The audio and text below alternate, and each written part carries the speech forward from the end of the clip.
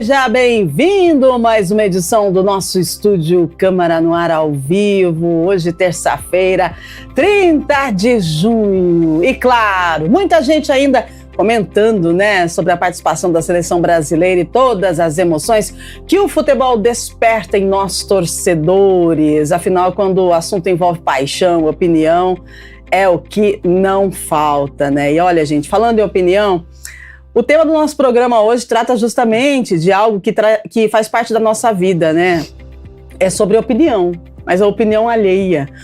Você, por acaso, já deixou de dizer o que realmente pensava por medo de ser criticado? Já mudou uma decisão porque alguém desaprovou a sua escolha? Ou sentiu necessidade de receber elogios para se sentir valorizado? A gente vai falar hoje dessa busca por validação, essa necessidade de ser validado por alguém. Buscar a aceitação é algo natural do ser humano. Todos nós queremos, claro, ser reconhecidos, respeitados e sentir que a gente pertence a algum grupo.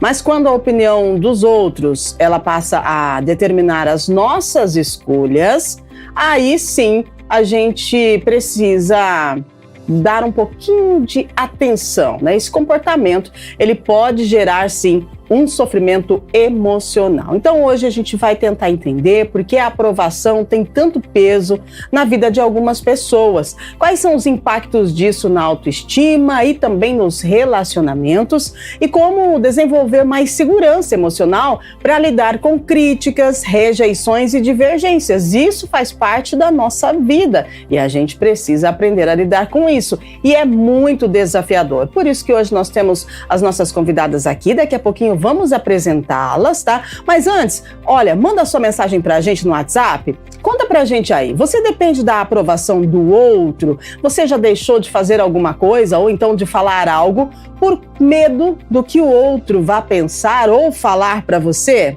Então manda sua mensagem, o WhatsApp tá na tela, 19978293776. Enquanto você manda sua mensagem, a gente atualiza algumas informações, a previsão do tempo e já vamos apresentar as nossas convidadas do programa de hoje. E atenção, a Empresa Municipal de Desenvolvimento de Campinas, a INDEC, informa que o trecho da rua Hermertino Prado, no Jardim Carlos Lourenço, permanece interditado ao tráfego de veículos até às 5 horas de hoje, A interdição ocorre no trecho entre as ruas Clodomiro Vescov e Benjamin Maluf e foi necessária em caráter emergencial para a realização de serviços de manutenção em um poço de visita, sob a responsabilidade da Secretaria Municipal de Serviços Públicos. Agentes de mobilidade urbana vão acompanhar aí a circulação, fazendo a circulação na região, para orientar os motoristas e para garantir maior fluidez do trânsito. Mais informações, você pode entrar no site ENDEC, portal.endec.com.br/Fale Conosco. E julho, gente? Amanhã já é julho. Tá acabando tudo, tá acabando o mês, o ano está virando, Estamos entrando no mês 7 já. E julho é o mês de aniversário aqui da cidade de Campinas e a metrópole celebra aí seus 252 anos com uma programação especial. São atividades culturais, esportivas, turísticas, educativas e de lazer. E olha que legal, como parte da programação do mês de aniversário, a Orquestra Sinfônica vai realizar um concerto gratuito na próxima sexta-feira, dia 3, às 8 da noite, no Teatro de Arena Teresa Aguiar, no Centro de Convivência Cultural. A apresentação terá participação especial do cantor e compositor Dudu Nobre e vai marcar a estreia do maestro Evandro Maté como diretor artístico e regente titular da Orquestra Sinfônica de Campinas. Esse evento é promovido pela Secretaria Municipal de Cultura e Turismo, tem o apoio da Secretaria de Urbanismo e a entrada, gente, é gratuita e não é necessário retirar ingressos antecipadamente, Então, se você gosta, de prestigiar a orquestra, é lindo demais, gente. A participação do Dudu Nobre, então vamos lá, vamos participar. Sexta-feira, dia 3, às 8 da noite, no Teatro de Arena Teresa Aguiar, no Centro de Convivência vivência cultural aqui de Campinas. Agora a previsão do tempo para hoje. Previsão do tempo para hoje é: o Brasil ganhou, a Alemanha foi embora, né? Estamos nas oitavas e a mínima 14, máxima 26, céu azul de brigadeiro, sol lindo brilhando lá fora. E a gente pode sim fazer desse um dia maravilhoso. Agora vamos ao nosso tema central. A gente vive uma época em que curtidas, comentários e compartilhamentos se transformaram, aliás, em sinais de aprovação ou desaprovação.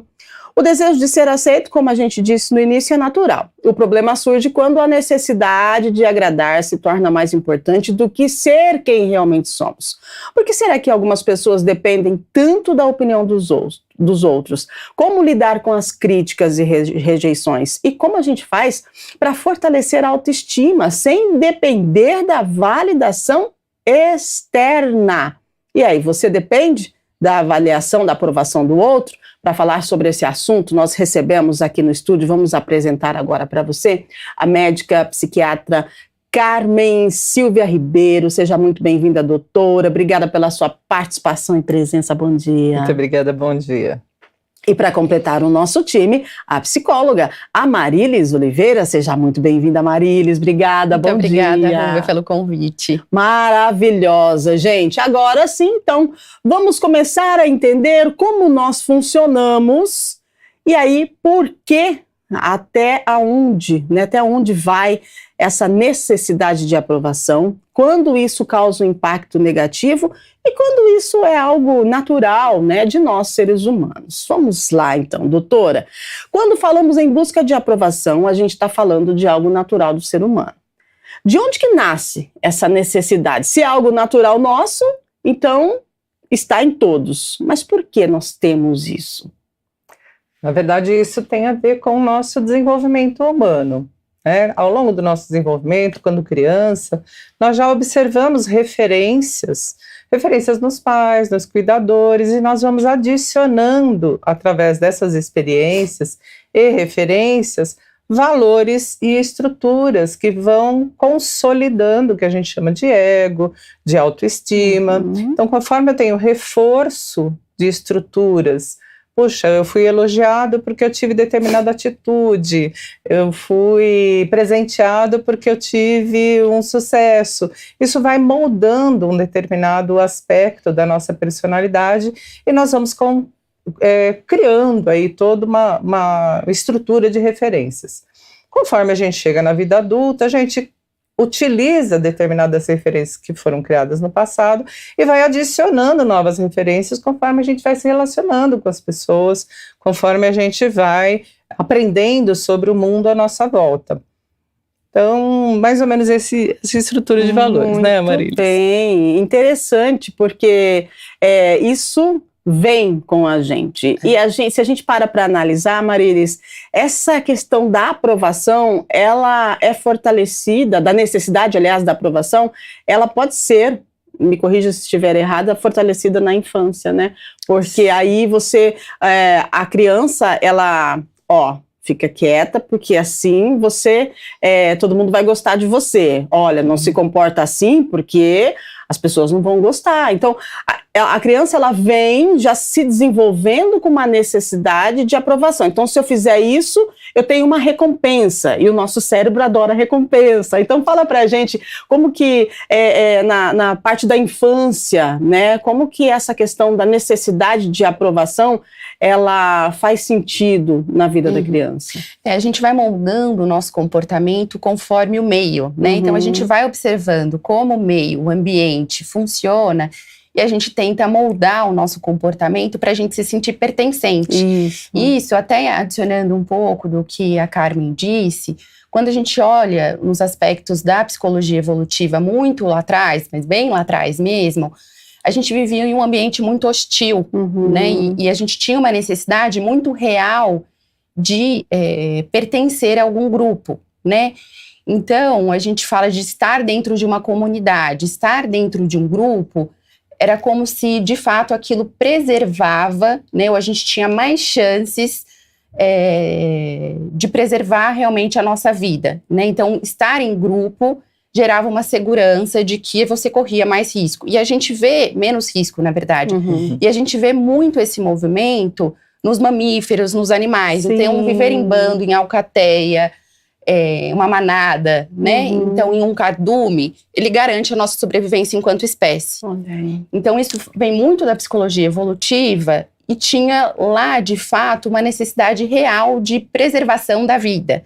Quando a gente desloca para hoje, o nosso contexto mudou radicalmente, né?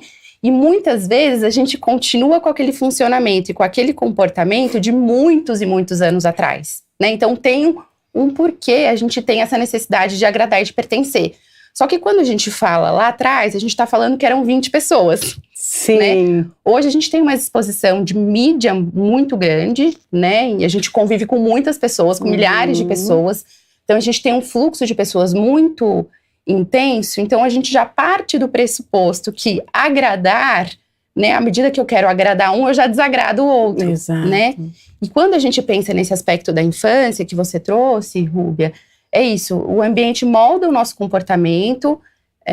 A gente precisa agradar, porque a gente precisa do adulto nos cuidando. Então, você quer emitir mais comportamento daquilo que o seu pai, sua mãe ou o seu responsável consideram adequados, para você também continuar sobrevivendo dentro daquele meio. Então, eu tento me adaptar, vou adaptando o meu comportamento, meu funcionamento, porque eu preciso daquele adulto que me cuide, né? Eu preciso crescer, eu preciso continuar evoluindo aqui. Então, a gente vai fazendo essas adaptações, até para que eu não quero deixar minha mãe chateada.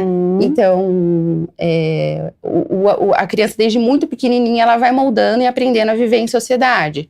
Sim, a gente precisa nos adaptar, né, mediante o meio em que a gente vive. Agora, quando esse desejo saudável, né, de pertencimento, ele deixa de ser normal e começa a se transformar em algo que acende um alerta, doutora, porque a necessidade de agradar é algo que todos temos, como vocês colocaram aqui. Mas se faz parte do meu dia a dia agradar a todos para que eu possa se sentir bem, ou que eu possa ter aí aquela sensação, né, de pertencimento, acho que acende um alerta aí que não é em todo momento que a gente precisa ou está disposto a agradar, né? Porque somos seres humanos, com erros, com acertos, e tem dia que você não tá legal, e se você não vai agradar, tá tudo bem. Mas quando a pessoa se sacrifica para agradar o outro, o que a psiquiatria traz para a psiquiatria traz para a gente mediante a essa necessidade, essa importância exacerbada de agradar? A gente pensando no aspecto patológico, então, né? A gente pode desenvolver uma dependência emocional do outro, da validação do outro, para reafirmar a minha estimativa de valores. Sim. Ou seja, a minha autoestima, a minha autoconfiança fica dependente exclusivamente da validação externa. Então, esse é um grande risco que pode incorrer em quadros de ansiedade, quadros depressivos, quando eu não atinjo o objetivo de aceitação que é pressuposto. Então, a grande questão é como é que a gente vai lidar com isso, né? Então, trabalhar profundamente na autopercepção. Qual é, de fato, a minha ancoragem interna, né? A gente fala um conceito ancora, né? O que me ancora? Qual é a minha estrutura de valores que, de fato, né, como se fosse uma âncora ali, o barquinho vai balançar, né, se a maré está alta, está baixa, mas ele tem uma consolidação naquele espaço de valores. E ele não vai se abalar se por acaso ele receber uma desaprovação. Isso pode ser usado como modulador. Puxa, será que de fato eu preciso refletir sobre essa crítica? Preciso tomar alguma posição sobre isso? Preciso me reavaliar? Ou não, eu percebo que a pessoa tem a opinião dela, que diverge da minha, mas isso não me abala. Eu estou bem ancorada na minha estrutura de valores. Isso, aos poucos, conforme eu vou trabalhando, né, nessa listagem de valores pessoais, e vou reafirmando isso a cada dia, adicionando novas percepções positivas a meu respeito, isso me deixa menos dependente. E obviamente eu vou sofrer menos, eu vou me relacionar melhor com as pessoas e vou inclusive ampliar a minha compreensão sobre o outro. O outro tem o direito de ter uma opinião divergente e muitas vezes até de me reprovar se as nossas premissas existenciais são muito antagônicas. Exato, exato. E exige aí muito autoconhecimento, né? A gente sempre fala aqui que o autoconhecimento ele é constante, porque a gente está em movimento e hoje você está de um jeito, amanhã você está de outro e está tudo bem, e aí você vai trabalhando o seu autoconhecimento. Agora, quando a gente fala de aprovação, acredito que nos tempos atuais essa questão de necessidade de aprovação anda muito exacerbada. Quer ver um exemplo? Redes sociais. Ô, gente, o pessoal vai pra rede social, todo mundo bonito, lindo, né? Ah, posta lá uma foto, acabou de acordar assim, ó, cabelo desse tamanho, cara inchada, todo mundo acorda desse jeito, ninguém acorda lindo, não. Aí posta uma foto dessa na rede social. Não, por quê? Né? Porque você não vai ser validado, você pode ser, as pessoas podem colocar lá, nossa, mas que coragem, né, de você postar uma foto dessa, e aí aquele comentário vai te trazer uma sensação ruim. Então, Amarilis, as redes sociais, elas mudaram a forma como as pessoas buscam reconhecimento e validação. Esse ambiente digital, ele aumentou a necessidade de aprovação do ser humano? Aumentou, Rúbia, aumentou muito. E tem um reflexo também muito importante nos níveis de ansiedade, né? Muitas comparações, a gente vê muitas pessoas se comparando com o outro e usando sempre a régua do outro, uma régua externa, né? Não é uma régua daquilo que eu dou conta, do que faz sentido para mim, a régua tá fora, né? Isso também é muito perigoso quando a gente fala de saúde mental, né? Porque quando você olha para o outro, como você mesma disse, né? As pessoas acabam postando lá no mundo recortes pequenos de momentos bons, momentos felizes, né? E que às vezes a pessoa nem tá se sentindo daquela forma. E sem querer você tá usando uma régua, que é uma régua que não é real, né? Para se medir. E isso gera muitos sentimentos, né? Inclusive esse, eu não pertenço. Então, você tem lá 1.000 seguidores, tem 2 viajando, 3, 4, 5 viajando, e você não tá viajando, você fala, tá todo mundo viajando, porque a maior parte das pessoas que estão postando estão viajando. Exato. E aí você fala, mas eu não consigo viajar, e aí você se sente mal por isso, né? E existe essa necessidade que se a pessoa não toma cuidado com as redes, ela corre o risco dela entrar nesse fluxo, sabe? Ela postar para aprovação. E as mulheres, elas são mais suscetíveis a isso, do que os homens, inclusive, porque existe uma tendência que os homens, eles postam menos, eles se expõem menos do que as mulheres, né? E as mulheres já têm muito essa questão da autoimagem, né? Do corpo, aparência física, é o maior ponto de vulnerabilidade para as mulheres. Então, elas também acabam ficando muito expostas, e a gente também tem um risco hoje grande dos próprios adolescentes, né? Porque eles não estão com o cérebro ainda formado, né? O cérebro ali termina de ser formado entre 24 anos, mais ou menos, né? O córtex pré-frontal, principalmente. Então, tem um risco muito grande, porque eles também não conseguem fazer esse freio do real versus não real, né? Então, sim, isso é muito... Se a gente não tomar cuidado, é algo perigoso, é uma exposição que a gente tem que ter muito critério, e eu sei que é difícil, porque você tá lá no meio, de repente você é engolido por aquilo, mas existe uma necessidade constante de pertencer, e a gente tem que parar e falar, por quê? Eu preciso postar essa foto? Eu vou postar essa foto porque eu quero postar essa foto, né? Ou fazer esse post, ou esse Reels, por exemplo, porque eu quero ou eu estou procurando um retorno com isso. Então, a gente trazer isso para um campo um pouco mais racional. O que eu espero ao postar essa foto, né? Então, eu estou postando porque eu quero, independente se vai ter curtida ou não, ou eu estou postando realmente buscando esse reconhecimento, essa validação, esse like, já é uma forma da gente começar a diferenciar. Porque tem gente que na hora que para e pensa e fala, não, eu não tô postando porque eu quero. Eu tô postando porque eu quero que o outro reconheça e valide. Aí já poderia ser um freio importante, por exemplo, para a pessoa, sabe? Eu tô postando para mim ou para o outro? Então, esse negócio de postagem, essa coisa de viver no automático e aí viver nas redes sociais e postar, às vezes acaba sendo meio que inconsciente, quando você vê já foi, né? E doutora, o que explica essa agilidade, né, de postar? De repente você está num lugar ali, você faz uma foto, Não tem necessidade, mas de repente quando você vê, você já postou ali. Então, o porquê, o que acontece com a nossa mente, com a nossa cabeça para a gente agir dessa forma? É realmente algo inconsciente, porque a gente já acostumou e está fazendo sem se dar conta, e quando a gente fala dessa necessidade de aprovação, a gente já foi engolido por esse turbilhão de sei lá, se é sentimento, o que é isso que tem com as redes sociais, que impacta, né, muita gente, e que as pessoas elas acabam ficando ali horas e horas e horas sem ter noção do que está fazendo. É interessante isso, né? E aí reafirmando, né, o que a Marilis disse, né? Existem os aspectos emocionais que a gente vem tratando aqui, culturais e neurocomportamentais. Então, existem também estruturas fisiológicas, neurofisiológicas, que vão determinar comportamentos, né? A gente tem no nosso cérebro que a gente chama de via de recompensa, que é uma via que ativa sensações através, né, de mobilização de dopamina, que é uma substância que gera prazer e bem-estar. E essa via de recompensa, ela é ativada quando eu tenho sensações de prazer. Quando eu posto e recebo curtidas e recebo elogios e comentários e me sinto validado, como a gente dizia, eu tenho esse reforço emocional, mas também eu vou estar ativando essa via de recompensa.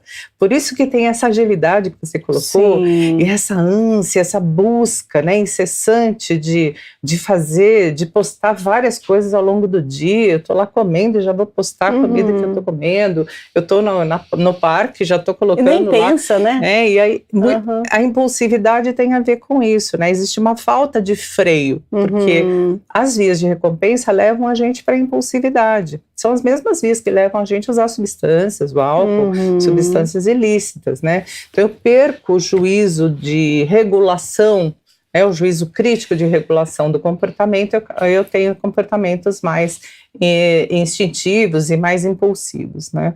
E obviamente eu vou me reabastecendo dessa mobilidade toda, né, e vou buscando cada vez mais curtidas, mais aprovação e ao mesmo tempo mais dessa sensação de bem-estar. A grande questão, né, como foi colocado aqui, dos jovens principalmente, né, por esse cérebro não estar maduro, nós estaremos, vamos dizer, fortalecendo o desenvolvimento da via de recompensa, e eles têm mais chance de desenvolver, por exemplo, dependência da internet, por exemplo, dependências, além das emocionais de validação, dependências biológicas, vamos dizer, do comportamento de utilização exagerada dos mecanismos aí das redes sociais. Muito bem, é um sistema de recompensa assim que trabalha freneticamente, se a gente para analisar, né? Mas, gente, assim, nem sempre a necessidade de aprovação, ela aparece de forma evidente, né? Muitas vezes ela surge em comportamentos cotidianos, como nós falamos agora, né? Nesse sistema de recompensa, de aparecer para ser validado, para ter curtidas quando a gente fala em rede social, mas também tem um ponto bem interessante aqui, que é a dificuldade para dizer não. O medo de contrariar alguém, ou então a culpa por tomar as próprias decisões. Aos poucos a gente deixa de fazer escolhas por convicção e passa a agir para evitar desagradar os outros. Vamos lá.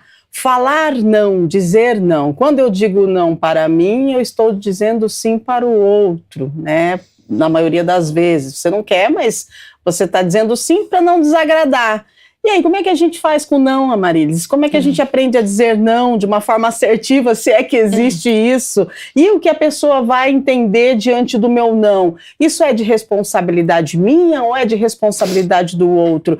E até que ponto eu dizer não, ele não é considerado um egoísmo? Porque quando muitas vezes você fala não, a pessoa fala, nossa, é egoísta, você está pensando nela, né? Isso já caiu por terra ou ainda existe? Ou as pessoas estão aprendendo a lidar aí com essa negativa, com a reação de quem recebe o não? A nossa responsabilidade aqui, Ruby, é como nós vamos dizer o não, né? Então essa é a nossa responsabilidade. Como o outro vai lidar com esse não? Se o outro vai ficar frustrado, se vai parar de falar com você por um tempo, ou outros comportamentos, a gente não tem como controlar, né? A gente tem como controlar como a gente dá o contorno, como a gente coloca o limite, né? E a gente aprende limite de uma forma, muitas pessoas, na verdade, de formas ruins. Parece que a palavra limite já tem algo ruim embutido, isso né? mesmo. Então, por exemplo, muitas crianças aprendem limite na infância, isso é menos comum hoje, mas lá atrás, principalmente com os pais às vezes gritando, com castigo, né? As crianças às vezes tinham a questão física também. Então, a própria palavra limite, ela já gera por si só, parece que um peso, né? Então, as pessoas têm medo dessa palavra limite. Mas é muito necessário que a gente dê, porque como você disse, cada sim que eu digo para o outro, querendo dizer um não, é um não que eu digo para mim. E aí eu vou tendo esse papel de um agradador de pessoas nas relações, né? Porque eu faço pelo outro, eu agrado o outro para não frustrar o outro, e muitas vezes para não perder o amor do outro, para não perder a admiração do outro. E eu vou alimentando um sistema, né? E um sistema que quanto mais eu alimento, mais fica difícil eu sair. Porque eu vou levantando a régua para o outro, né? E quando eu quero dizer não, depois de tantos sims que eu disse, gera um estranhamento também naquele outro, né? Então, o que eu percebo muito é que quando a pessoa ela começa a fazer esse treino de colocar limite, de dizer não, de dar o contorno, inicialmente ela fica ansiosa, porque é algo novo para ela, então tá tudo bem você se sentir ansioso, né, porque você está testando uma coisa que muitas vezes é diferente, e é muito comum que as pessoas tentem dar justificativas muito extensas para aquele não. É verdade. Né? Então isso vem muito embutido. Então, por exemplo, uma pessoa te pede dinheiro, como que você pode dar o contorno e dizer não com esse pedido de dinheiro de uma forma objetiva e sucinta? Eu não, por exemplo, né? Eu não tenho a política de emprestar dinheiro. Você deu contorno e não deu brecha. O que costuma acontecer é que as pessoas costumam dar uma justificativa muito grande. Dentro dessa justificativa gigantesca, tem várias brechas. Exato. E que sem querer o outro acaba usando essa brecha. Então, não posso ter dinheiro porque meu salário ainda não caiu, só cai dia 15. Aí o outro vai lá e fala, não, tudo bem, pode ser dia 15. É verdade. Então, a gente também, nesse treino de dar o contorno, de dar o limite, a gente precisa ser simples, sabe? Menos é mais aqui, Sim. Né? Então, fazendo esses pequenos treinos, a gente pode dizer de uma forma muito gentil, inclusive. O contorno, o limite, ele pode ser gentil, ele pode ser educado, né? Então, às vezes a pessoa acha que tem que ser pela dureza, né? E não precisa ser pela dureza. E é um treino, né? Você faz, em geral, é muito comum, eu diria que 99% dos pacientes, quando começam a fazer esse avanço clínico, eles costumam falar, nossa, Marilis, eu senti um alívio tão grande. Né? A palavra que vem é alívio. Às vezes vem uma pequena culpa ainda, porque ele está tentando, mas se o outro vai ficar chateado. Mas às vezes o alívio, ele é tão satisfatório, né? Porque a pessoa tem carregado aquilo há tanto tempo, que ela continua fazendo e ela começa a fazer mais avanços, dizer mais nãos, porque ela sabe o quanto que aquilo traz uma paz e um conforto interno. Olha então, só. Então, assim, são pequenos treinos. E lembrar sempre de, assim, não entrar numa justificativa extensa. Ser breve, simples, sabe? Eu não posso. Né? Olha, esse final de semana eu não consigo. Olha, não tenho política de emprestar dinheiro. Olha isso, gente, aprendendo a dizer não aqui, porque não também está dentro, né, desse contexto da busca por aprovação. Agora, imagina só uma pessoa que falou sim a vida toda para os outros e não para ela. Deve estar por aqui cheio de não. E como é que a gente faz com esses nãos que nós temos dentro da gente, doutora? Isso vai impactar o que na nossa saúde mental? Na verdade, isso vai trazendo um acúmulo, né? Eu vou me desagradando, me desassistindo, muitas vezes em necessidades essenciais, sejam emocionais, sejam até necessidades de culturais, necessidades até mesmo financeiras, como a Marilis disse, né? Eu empresto para o outro e deixo de me atender numa necessidade particular. Isso pode gerar um estresse de longa duração, né? E o estresse de longa duração pela privação de estímulos positivos e de atendimento às minhas necessidades pode gerar sintomas ansiosos, sintomas depressivos, né? Ela falou aqui da nossa preservação, né? A preservação da espécie. Toda vez que eu me desatendo, que eu deixo de atender necessidades essenciais, eu vou mandar uma mensagem para o meu cérebro, para a amígdala cerebral, que é justamente esta unidade, né, que observa riscos e ameaças e está relacionada à sobrevivência. É como se eu dissesse, eu não vou conseguir sobreviver. eu não vou conseguir lutar até o fim, eu não vou conseguir resistir a tudo isso, né?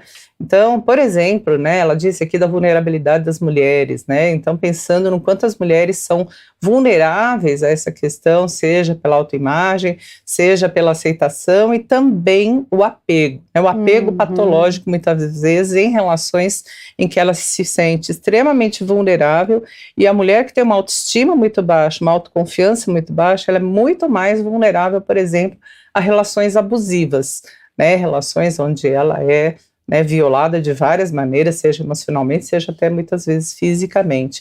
E aí ela, nesse momento que precisaria dizer o não, aprender a dizer esse não, ela não consegue, porque ela se sente culpada. Em geral, companheiros, né, ou pessoas com quem se relacionam muito manipuladoras, que usam essas culpas, usam essa baixa autoconfiança, né, a falta de estimativa de valores bem consolidada, justamente para derrubar a nossa defesa, né, essa defesa que nos faria sobreviver e até mesmo evitar relações de risco, né, em todos os sentidos. Então, não dizer não vai inevitavelmente levar a um estresse de longa duração, e você pode desenvolver sim quadros depressivos, ansiosos e muitas vezes até riscos aí de suicídio, por exemplo, quadros muito graves. Olha só, gente, como é complexo, amplo, né, esse nosso bate-papo. Nós estamos aqui com uma psicóloga, uma psiquiatra, nos ensinando. Gente, é bom demais aprender, nós aprendemos todos os dias, estamos aí em constante mudança, e eu acredito que muita gente tem aprendido a dizer não, mas ainda sente culpa, ainda sente uma sensação estranha, porque a gente ainda pensa no que o outro está sentindo quando tem uma negativa, né? E aí, a Marilis disse pra gente que a gente não pode fazer nada com o que o outro sente. Agora, essa ação de não poder fazer nada com o que o outro sente, muitas vezes é reconhecida como egoísmo, né? Isso é egoísmo, Marilis? Não. Isso é muito diferente de egoísmo, né? Isso, na verdade, a gente está falando de um autorrespeito, né?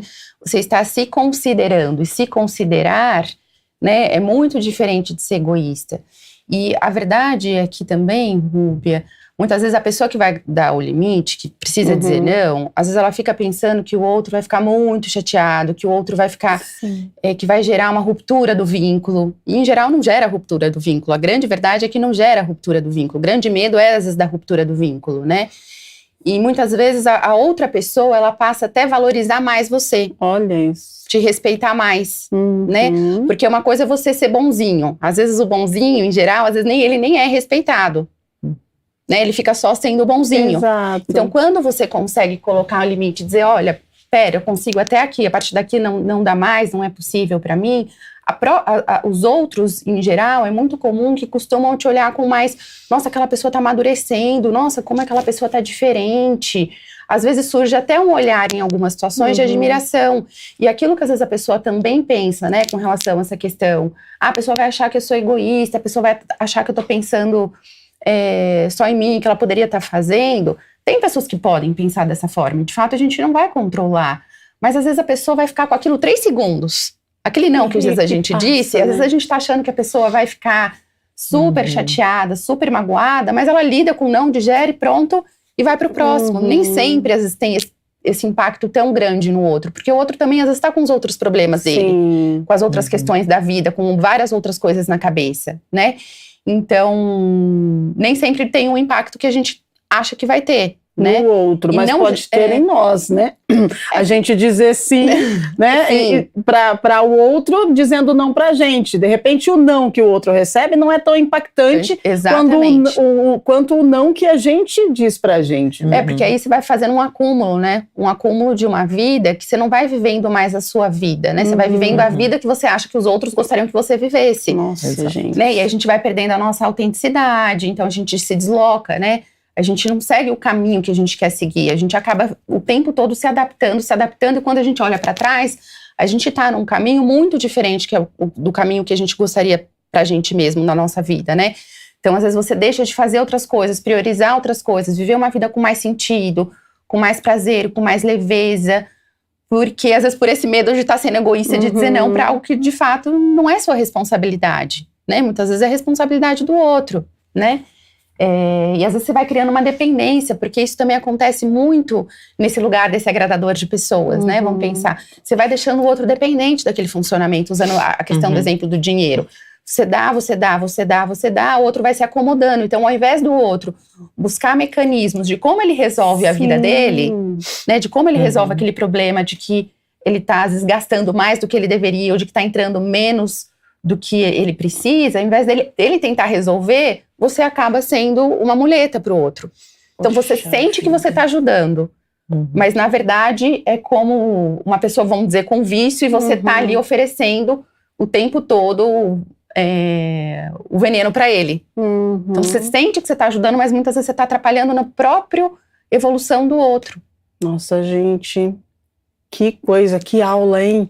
Que aula, isso serve para mim, para você, para todos nós, porque às vezes a gente age no impulso, a gente age sem analisar, e muitas vezes é só um não que a gente precisa fazer, né? Sem ter a necessidade de agradar o outro. A gente precisa entender que a gente pode desagradar também, né? E tá tudo bem. Tá tudo certo. Por quê? Se você está dizendo sim para o outro e não para você, isso vai te acumular, isso vai te encher. E muitas vezes isso vai transbordar. Quando isso transbordar, vem junto com o transbordo ansiedade, vem junto com o transbordo uma depressão, uma tristeza, uma perda da identidade, doutora. Pode acontecer isso mesmo? A pessoa, tipo, ela não sabe quem ela é, de tanto ela fazer coisas que os outros querem que ela faça. Ela não faz o que ela quer, ela faz o que está para o outro, porque ela tem a necessidade de agradar. Então, desenvolveu uma dependência, virou um agradador nato, né? E aí vem, quando ela para, se olha no espelho e fala: quem eu sou? Né? Para onde eu vou? Estou vivendo para quê? Para agradar os outros, mas e eu? Onde é que eu entro? Quem sou eu na fila do pão? E aí, quando cai essa ficha, doutora, como que a psiquiatria vai cuidar dessa pessoa? É medicamento? É terapia? Existe pessoas que têm essa ficha, né, que liga esse alerta e que busca ajuda?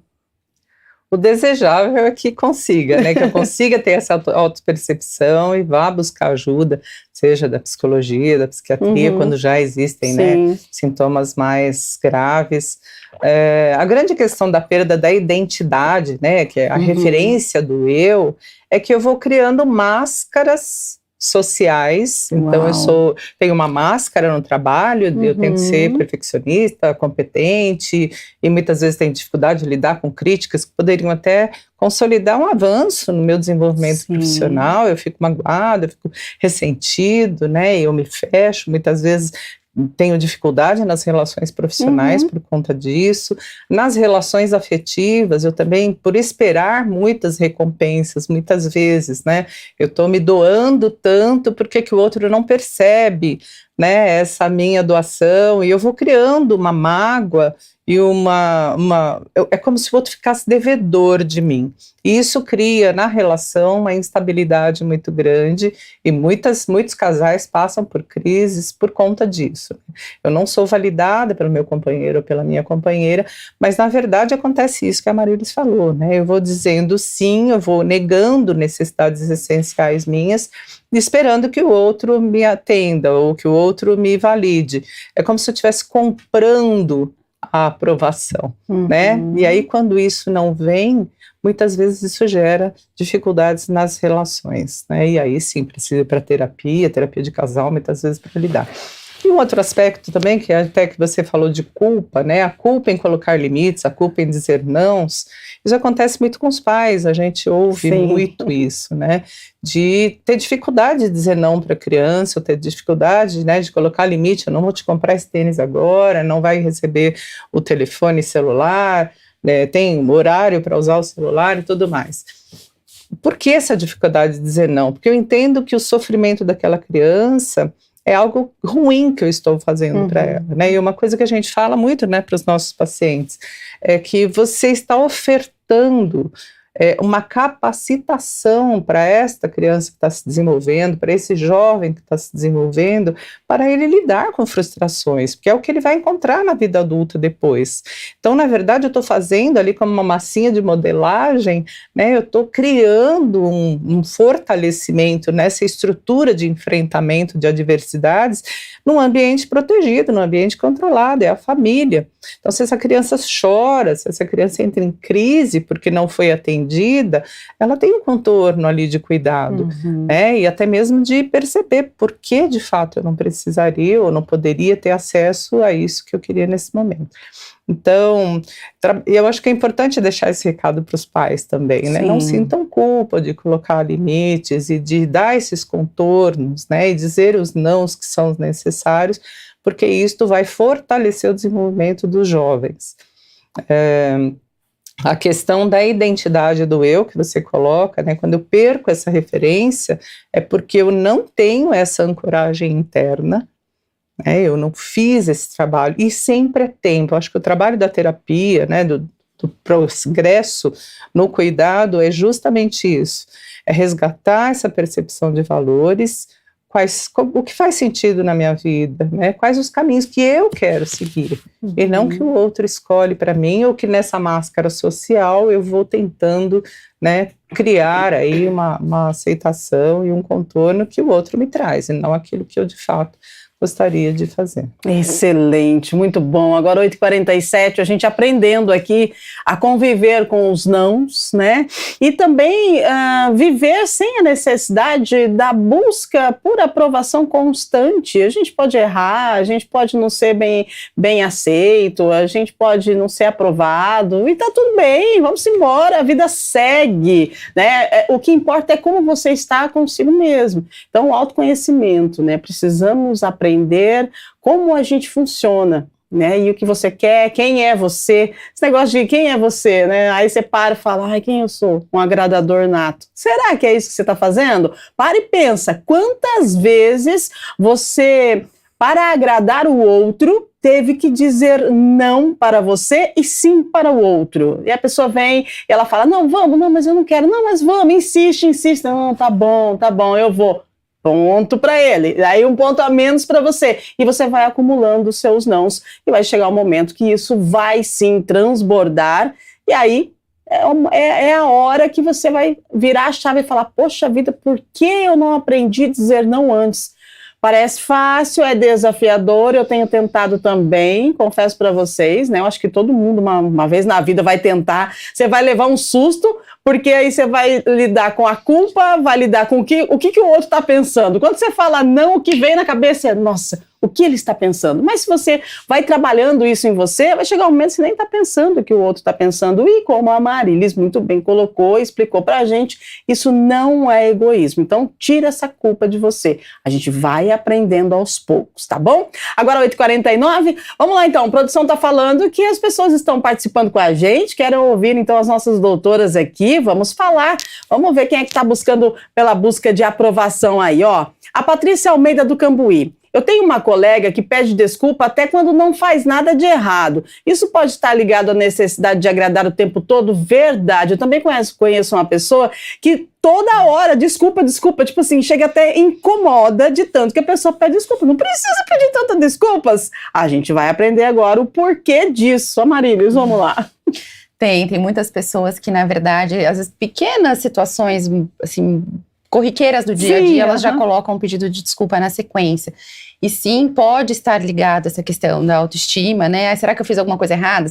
Então eu já me antecipo, né? Para que o outro não fique chateado, eu crio a palavra, faço um pedido de desculpa, já para apaziguar uma possível consequência que eu acho que aquilo pode ter. Então, sim, tá ligado à questão, às vezes, dessa autoestima, desse medo do que o outro vai pensar. E às vezes o outro já faz aquilo no automático. Ele tá tanto tempo funcionando daquele jeito que ele nem para pensar que ele tá fazendo, que ele tá funcionando daquele jeito. Então é algo que provavelmente já está no automático quando ela diz, mas também uma precaução inconsciente do outro de, se eu já pedi desculpa, eu já me responsabilizo por aquilo, então não foi o outro, fui eu, e eu já apazigo qualquer tipo de risco com relação à ruptura do vínculo, outro pensar alguma coisa ruim. Só que tem um detalhe aí nesse pedido de desculpa, hein?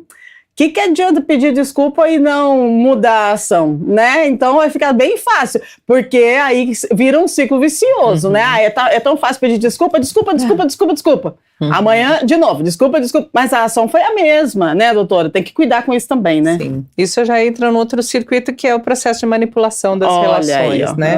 Então, eu magoo o outro e depois eu peço desculpa, mas na verdade a desculpa é também mais uma máscara, né? Para que aquela pessoa consiga reconsiderar a relação, dar continuidade àquela relação e, na verdade, seguir adiante. A pessoa não está se propondo a mudar comportamentos, né? Ela quer manipular o outro e muitas vezes até também projetando culpa no outro. Exato. Nas relações, por exemplo, que são abusivas. Quer completar, Marília? Acho que é exatamente isso. Tem esse contexto que realmente pode ser um contexto manipulatório, não, né? Então a pessoa diz, mas ela continua funcionando, ela não muda o comportamento, né? Então aí você tem que ficar mais no que a pessoa faz do que no que a pessoa fala. Exato. Né? Que as ações confirmem as palavras. Uau, olha só, gente, tá vendo? 8h51, mais uma pergunta pra gente na tela. Vamos ver quem é que tá conosco. Bom dia para o Eduardo Nascimento, da Vila Industrial. Eu tenho medo de postar uma opinião e alguém me atacar. Esse medo constante de julgamento pode afetar a saúde mental, doutora? Esse receio, né, e medo de colocar alguma coisa, principalmente na rede social, né, que todo mundo fala o que quer. Eu acho que as redes hoje são ambientes em que a gente encontra de tudo, é um universo, né, em que a gente encontra de tudo. Existe muita perversidade nas redes, né? Existem pessoas que de fato fazem o cyberbullying ou criam, né, machucam pessoas intencionalmente. Então a grande questão é voltar para aquele questionamento: por que é que eu estou postando isto? Né? Por exemplo, se você já está com medo de colocar uma opinião, será que está consistente para você a sua opinião? Será que ela faz sentido para você? Será que de fato é o que você está pensando a respeito daquilo? Você tem necessidade de colocar por quê? Você quer aprofundar, quer saber como as pessoas entendem isso?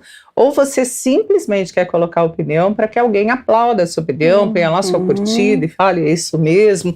Aí sim você vai ficar muito mais vulnerável ao posicionamento do outro. Então, quando eu coloco algo na internet, eu tenho que ter essa percepção, né, de que eu tenho a minha identidade, eu estou ancorado nas minhas percepções de valores, eu tenho um sentido em colocar aquilo, e para mim vai interessar que alguém contribua com aquela opinião, seja de modo crítico, construtivo ou não, para que eu me requalifique ou me perceba de uma maneira diferente.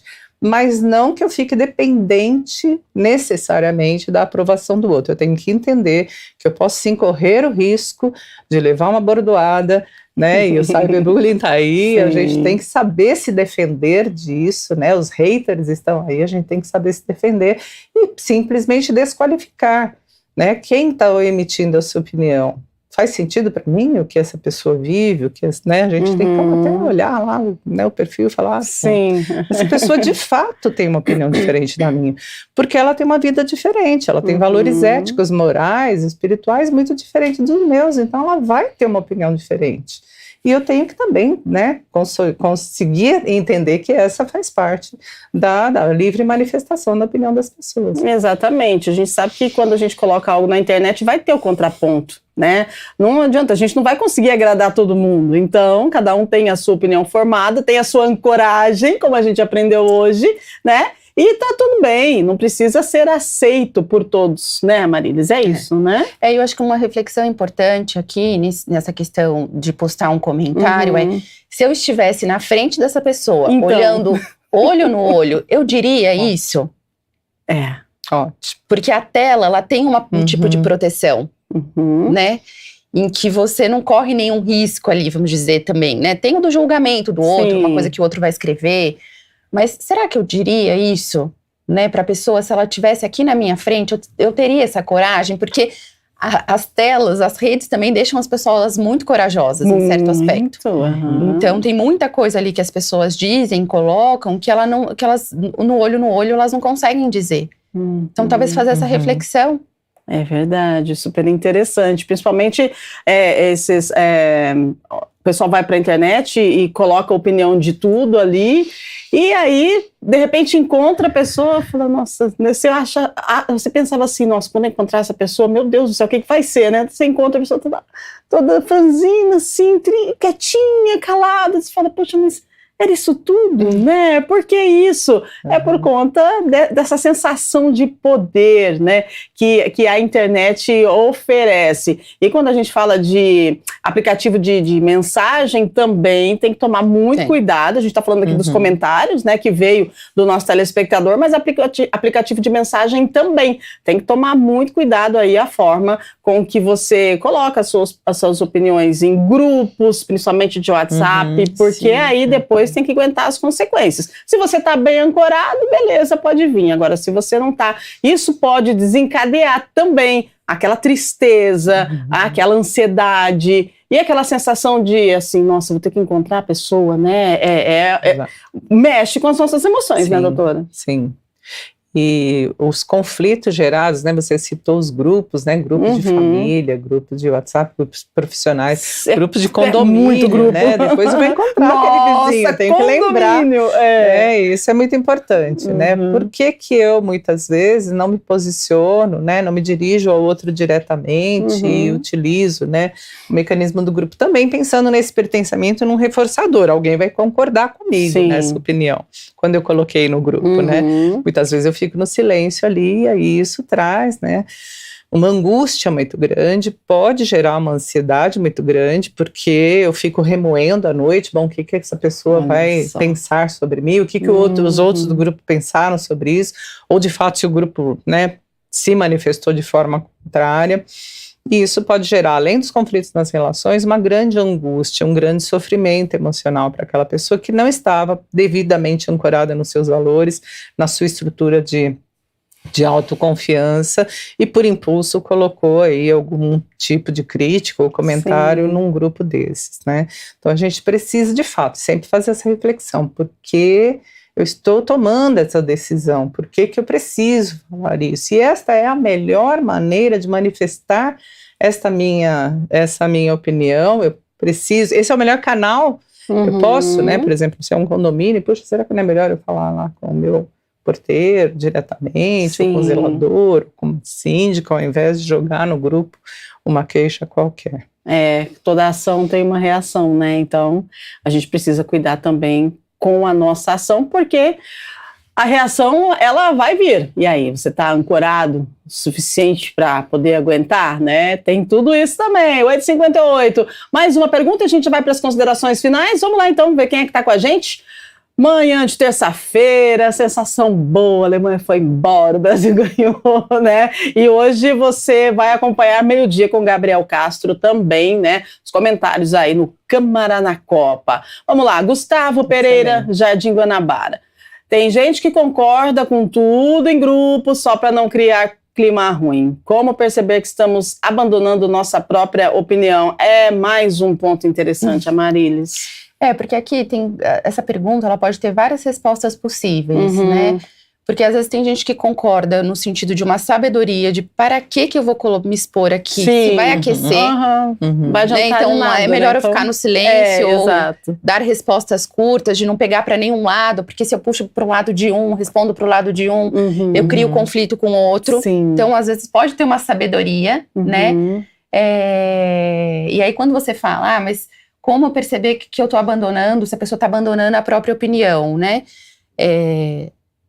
A pessoa ela vai saber se ela está abandonando no sentido se eu estou tentando me adaptar, se eu estou tentando dar uma resposta para não desagradar o grupo, né? Então, essa informação, às vezes a pessoa mesma, ela fala, vou dar essa resposta por mim, ou eu vou dar essa resposta porque eu quero que tal pessoa tenha essa interpretação, ou não ache. Então, por quem eu estou fazendo isso? É por mim ou pelo outro? Mais uma vez, né? E quando ela falar, não, eu estou dando essa resposta, adaptando esse texto, ou fazendo isso por conta das pessoas que vão ler, das pessoas que vão receber, pode ser que ela esteja abandonando coisas importantes dela. Olha aí.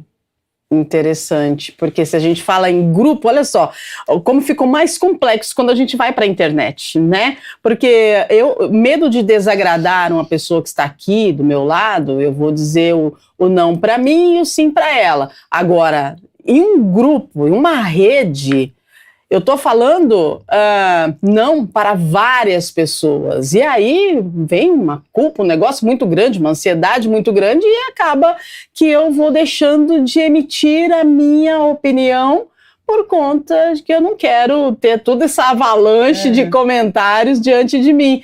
Isso é um movimento que pode acontecer, e a gente vê esse movimento como, doutora? Pode ser, como a Marilis disse, também uma grande sabedoria e uma autopreservação. Boa. Né? Porque eu preciso o tempo todo responder e participar e estar inserido, né? Porque, de fato, a gente volta à questão do sentido. Faz sentido para mim, né? Eu preciso, a gente gasta tanta energia com tantas coisas hoje, né? E a gente tem tantos movimentos que nos exigem, né? Que a gente tem aí um funcionamento, um desenvolvimento, habilidades e uma agilidade, aquilo pode me saturar muito mais. Muitas vezes, se eu deixar de responder naquele grupo ou me posicionar, se aquilo não faz sentido, não estou diretamente envolvido naquela questão, eu posso preservar, né? Tanto me preservar emocionalmente, como me preservar de forma ter menos conflitos nas relações, né? A gente gasta muita energia psíquica, emocional, lidando com conflitos interrelacionais, né? Então, será que eu preciso desse conflito? Acho que tem a ver com essa sabedoria que ela colocou, né? É um sentido de autopreservação. Às vezes eu não preciso participar de tudo, eu posso me preservar, eu posso preservar a minha identidade, eu posso preservar os meus valores, eu não preciso ficar contando para todo mundo o que eu penso, o que eu tenho, né? Isso, principalmente esse recado para os jovens, né, que ficam postando tudo o tempo todo, se desnudando, né, numa rede que, como a gente falou aqui, que é perversa, em que há, né, de vários desvios e que podem influenciar negativamente a maneira como você se observa, a maneira como você se vê. Então, se preserve também. Nossa, quanta sabedoria em uma hora, hein, gente? Adorei. É isso, olha aí. Buscar aceitação é algo nosso, é do ser humano. Mas nosso valor, ele não pode depender apenas da aprovação do outro, não. Desenvolver autoconhecimento, autoestima, segurança emocional é importante demais e fundamental para construir relações mais saudáveis e fazer escolhas com mais confiança, tá? Aprendemos muito juntos aqui por conta do aceite das nossas convidadas. Então, quero agradecer a nossa doutora psiquiatra Carmen. Obrigada, doutora. É sempre muito bom ouvir vocês falarem, porque vocês têm aquela visão ampliada e vocês ensinam muito a gente. Então, gratidão, viu? A gente que agradece, foi muito importante, né? Um tema muito atual e a gente está aí para contribuir. Maravilhosa. Marilis, quanto conhecimento, quanto sabedoria compartilhada. Muito obrigada pela sua participação mais uma vez. Gratidão. Muito obrigada, Rúbia, pelo convite. Um tema realmente muito importante, que causa muito sofrimento em muitas pessoas. Então, é sempre importante a gente estar revisitando e falando sobre ele. Então, obrigada. Ai, gente, adorei o programa de hoje. Mais um programa maravilhoso, com ensinamento, com conhecimento, com sabedoria que você pode compartilhar. Olha só, a TV Câmara Campinas tem um site, tá? Então você pode acessar lá. Se você não acessou ainda, acesse tvcamaracampinas.com.br. Todos os programas, os quadros, tudo que você assiste aqui na TV Câmara, você também pode assistir lá no site da TV Câmara Campinas, tá bom? No YouTube também tá tudo lá, então compartilhe os programas para as pessoas que você acha que vai fazer sentido, porque é muito importante a informação, né? A informação salva. E de repente, uma informação como essa do programa de hoje pode te despertar para que, de repente, a vida tenha um novo sentido para você, tá bom? Olha, ao meio-dia, daqui a pouquinho a Ira está chegando, trazendo informações atualizadas para você, do Legislativo, de Campinas, do Estado de São Paulo, Brasil e Mundo. Ao meio-dia tem Câmara Notícia com Gabriel Castro, tem o Câmara na Copa, falando do jogo do Brasil e falando também das próximas etapas, né, que nós vamos passar ainda. E olha, gente, amanhã nós temos mais Estúdio Câmara. E vamos trazer um tema que desperta curiosidade e fascínio por gerações, né? Vamos lá. Por que o desconhecido exerce tanto poder sobre nós? Nós vamos falar sobre mistérios, fenômenos sem explicação aparente, teorias que valorizam nas redes sociais e acontecimentos que desafiam a lógica. O que a ciência e a psicologia têm a dizer sobre essa atração do inexplicável? Por que o desconhecido exerce tanto poder sobre nós? Não perca, amanhã a gente vai falar de muita coisa interessante aqui no Estúdio Câmara. Acompanhe 8 horas, a partir das 8 da manhã, é ao vivo, tá? 8 da manhã a gente espera por você, combinado? Um abraço grande, beijo, fique bem, ancore-se. A palavra que fica hoje é essa e até amanhã. Tchau, tchau.